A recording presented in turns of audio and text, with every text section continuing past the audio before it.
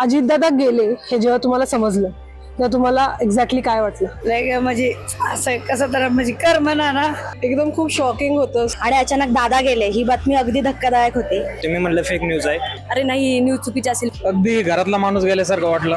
आणि अजूनही विश्वास बसत नाही. मी अजूनही मोबाईल मध्ये व्हिडिओ पाहतो. 9:15 वाजल्यापासून आतापर्यंत आम्ही टीव्हीच्या बातम्याच बघत थांबलो. तेव्हा खरंच पूर्ण क्लासमध्ये एक वेगळीच शांतता होती. अजूनही विश्वास बसत नाही गोष्टीवर की दादा आपल्यातून गेलेत. डोळ्यातून कधी पाणी निघलं ते कळलंच नाही. कालपर्यंत जो व्यक्ती राजकारणामध्ये सक्रिय काम करतोय आणि तो असं अचानक जाणं हे फार दुर्दैवी वाटलं. कामाच्या एकदम त्याच्या विचारामध्ये आलो होतो, पण जसं झालं तर मी माझ्या डोक्यातले सगळे कामाचे विचार ऍक्च्युली निघून गेले. मी एकदम ब्लँक झालो. म्हणजे एका प्रकारे आम्ही पोरके झालो. तर दादा गेल्यापासून म्हणजे लायब्ररीत सुद्धा माझा अभ्यास करताना जीव लागाना. तरी दादा आज आपल्यामध्ये नसले तरी ते कायम आपल्या सोबत असतील. आणि आता पण अजितदादा आपल्या सोबत असल्यासारखा असा भास होतोय. तर त्यांनी सर्व क्षेत्रातल्या सर्व जाती धर्मांना पकडून ते पुढे वाढत चालले होते. की अजितदादा पवार असे एकमेव नेते होते की ज्यांची धमक होती, परंतु ती आता कुठेतरी मोठी बुकळ निर्माण झाली आणि ही बुकळ काय लवकर भरून निघणार नाही.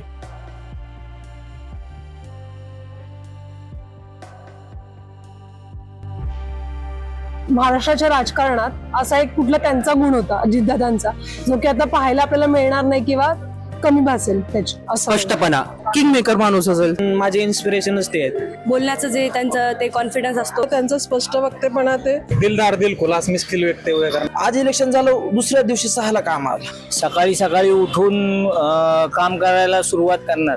पहाटे काम करायचे. लवकर उठणं, ते फेरफटका मारणं. तर ते फक्त पवार साहेबांनंतर अजित पवार यांच्यातच होतं. काम म्हणजे दादांक गेले की काम झालंच, विषय संपला.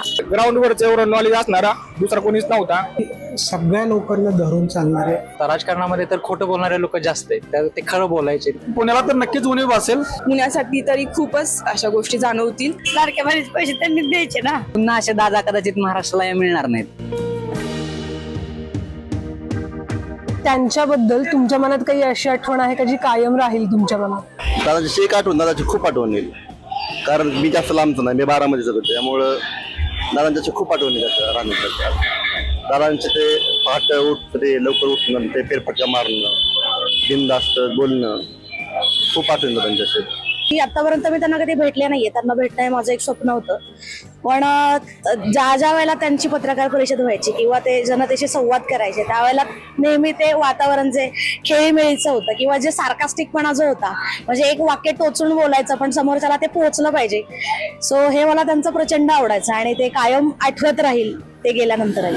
हा, मी एक चंदननगर मध्ये मेडिपॉइंट हॉस्पिटल बांधलं होतं. त्या उद्घाटनाला ते आले होते.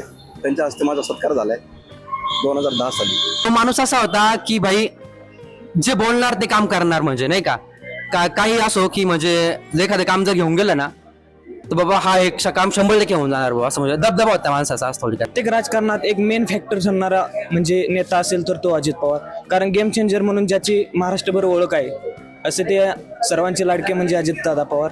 ते असे नेते होते की म्हणजे न घाबरणारे कुणालाच, डायरेक्ट म्हणजे तडेजोड उत्तर देणारे, सगळ्यांना म्हणजे मदत करणारे. त्यांचं स्पष्ट वक्तेपणा असं खूपदा टीव्हीवरतीच बघितलेला. प्रत्यक्ष कधी भेट नाही झाली त्यांची कधी, पण प्रत्येक ठिकाणी कामाच्या बाबतीतला चोखपणा किंवा त्या संदर्भातले किस्से खूपदा असे लोकांपासून ऐकत होते. त्यामुळे रोखठोक आणि म्हणजे तळागाळातल्या लोकांबरोबर, विशेषतः शेतकऱ्यांबरोबर त्यांच्याबद्दलचं त्यांचं काम ते खूप जरा म्हणजे खूपदा ऐकलेलं होतं. बऱ्यापैकी मोठ्या प्रमाणात ज्या स्पर्धा वगैरे व्हायच्या, वक्तृत्व स्पर्धा व्हायच्या, यामध्ये त्यांनी अतिशय म्हणजे बालेवाडी जसं स्टेडियमला ज्या प्रमाणात स्पर्धा होत्या, अतिशय त्याच प्रकारचं वातावरण आमच्या सासूरमध्ये त्यांनी निर्माण केलं. व पुणे काय म्हणतो आपण जिल्हास्तरीय ज्या स्पर्धा होतात त्या ठिकाणी ग्रामीण भागातील खेळाडूंना एक संधी उपलब्ध करून, त्यांना व्यासपीठ उपलब्ध करून दिलं, ज्यामुळे की त्यांना पुढे जाऊन खेलो इंडिया यासारख्या स्पर्धेमध्ये सहभागी होता आलं.